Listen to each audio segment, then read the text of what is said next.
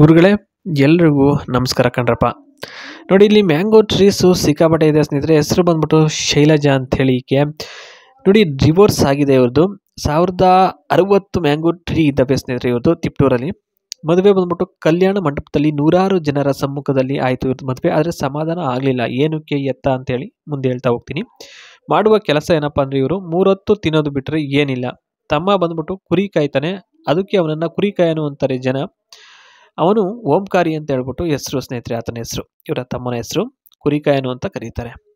ಹಳೆಯ ಒಂದು ಸವಿ ನೆನಪಿನಲ್ಲಿ ಹೇಳ್ಕೊಂಡಿದ್ದಾರೆ. ಅದೇನಪ್ಪ ಅಂದರೆ ಸುಮಾರಿದೆ, ಬೆಳಗ್ಗೆ ಹೊತ್ತಲ್ಲಿ ಗದ್ದೆಯಲ್ಲಿ ಕೆಲಸ ಮಾಡ್ತೀನಿ ಅಂತ ಹೋಗಿ ಮಾಡಿಸಿಕೊಳ್ತಿದ್ದೆ ಅಂತ ಇಲ್ಲಿ ಹೇಳಿದ್ದಾರೆ. ಸುಮಾರಿದೆ, ಅದರಲ್ಲಿ ಮಾಡಿಸಿಕೊಳ್ಳೋದು ಒಂದು ಅದ್ಭುತವಾದ ವಿಚಾರ ಅಂತ ಅಷ್ಟೇ. ಮ್ಯಾಂಗೋ ಟ್ರೀಸ್ ಇನ್ನು 3 ಎಕರೆಯಲ್ಲಿ ಅಂದರೆ 3 ಎಕರೆಯಲ್ಲಿ ಮ್ಯಾಂಗೋ ಟ್ರೀಸ್ ಇದೆ. 1000 ಎಷ್ಟು ಹೇಳದ್ನಲ್ಲ ಇಷ್ಟು. ನೋಡಿ, ಮಾವಿನ ಹಣ್ಣು ಚೀಪಬೇಕು ಅಂದರೆ ಮೊದಲು ತೋಟದಲ್ಲಿ ಕೆಲಸವನ್ನು ಮಾಡಬೇಕು. ಇಲ್ಲ ಅಂದರೆ 2ರಲ್ಲಿ 1 ಮಾತ್ರ ಕೊಡೋದು ನೆನಪಿರಲಿ. ಅಂದರೆ 2 ಮಾವಿನ ಹಣ್ಣಲ್ಲಿ 1 ಮಾತ್ರ ಚೀಪಾಗಿ ಕೊಡ್ತಾರೆ. ಓಕೆ. ಎರಡನೇದು ಬಂದ್ಬಿಟ್ಟು ಡಿವೋರ್ಸ್ ಕೊಡಬೇಕು ಅಂತ ಇರಲಿಲ್ಲ. ಆದರೆ ಯಾವುದಕ್ಕೂ ಸಹ ಅವರು ಸರಿಸಮಾನರು ಅಲ್ಲ ಗಂಡ ಅಂತ ಅಂದಾಗ ಬೇರೆ ವಿಧಿಯೇ ಇರಲಿಲ್ಲ. ಆ ಒಂದು ಕಾರಣಕ್ಕೋಸ್ಕರ ಡಿವೋರ್ಸು ಕೊಡಲೇಬೇಕಾದಂಥ ಒಂದು ಅನಿವಾರ್ಯತೆ ಬಂದಾಗ ಸ್ನೇಹಿತರೆ ಕೊಟ್ಟರು.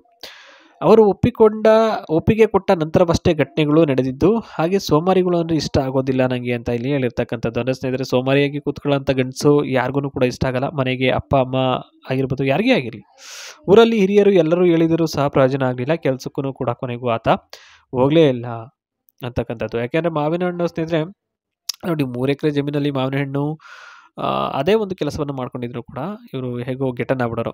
ವರನ ಗುಣಲಕ್ಷಣಗಳು ಯಾವ ರೀತಿ ಇರಬೇಕು ಅಂತೇಳಿ ಹೇಳಿರ್ತಕ್ಕಂಥದ್ದು. ಅದರಲ್ಲಿ ಮೊದಲನೇದಾಗಿ BSc ಡಿಗ್ರಿ ಮುಗಿದ ತಕ್ಷಣವೇ ವರ ರೆಡಿ ಇದ್ದ. ಅಪ್ಪ ಅಮ್ಮ ಬೇರೆ ಕೆಲಸ ಮಾಡಿ ಸಾಕಾಗಿ ಇನ್ನು ಮುಂದೇನಾದರೂ ಅಳಿಯ ತೋಟ ನೋಡ್ಕೊಳ್ತಾನೆ ಅಂತ ಹೇಳಿ ಮದುವೆಯನ್ನು ಮಾಡಿಬಿಟ್ರು ಸಾರ್ ಅಂತ ಇಲ್ಲಿ ಹೇಳಿದ್ದಾರೆ. ಆದರೆ ಅಳಿಯನ ಬುದ್ಧಿ ಅಪ್ಪ ಅಮ್ಮನಿಗೆ ಗೊತ್ತಿರಲಿಲ್ಲ. ಅದೇ ಕಾರಣಕ್ಕೋಸ್ಕರ ಸ್ವಲ್ಪ ಮನಸ್ಸಿನಲ್ಲಿ ಗೊಂದಲ ಶುರುವಾಯಿತು. ಅಲ್ಲಿಂದ ಶುರುವಾಯಿತು ನೋಡಿ ಒಂದು ಜರ್ನಿ ಅಂತ ಹೇಳಿದ್ದಾರೆ. ಅಳಿಯ ಅಂದರೆ ಮಗನ ರೀತಿ ಇರಬೇಕು, ಅದು ಬಿಟ್ಬಿಟ್ಟು ಮನೆಗೆ ಯಾರೋ ಅಪರಿಚಿತ ಅನ್ನೋ ರೀತಿಯಲ್ಲಿ ಇರಬಾರ್ದು ಅಂತ ಹೇಳಿದ್ದಾರೆ. ಇನ್ನು ನೆಕ್ಸ್ಟ್ ವರನ ಗುಣಲಕ್ಷಣಗಳು ದುಡಿದು ತಿನ್ನೋ ಛಲ ಇರಲಿ, ಕಂಡವರ ಆಸ್ತಿ ಮೇಲೆ ಮುಗಿ ಬಿಡಬಾರ್ದು ಅಂತ ಹೇಳಿದ್ದಾರೆ.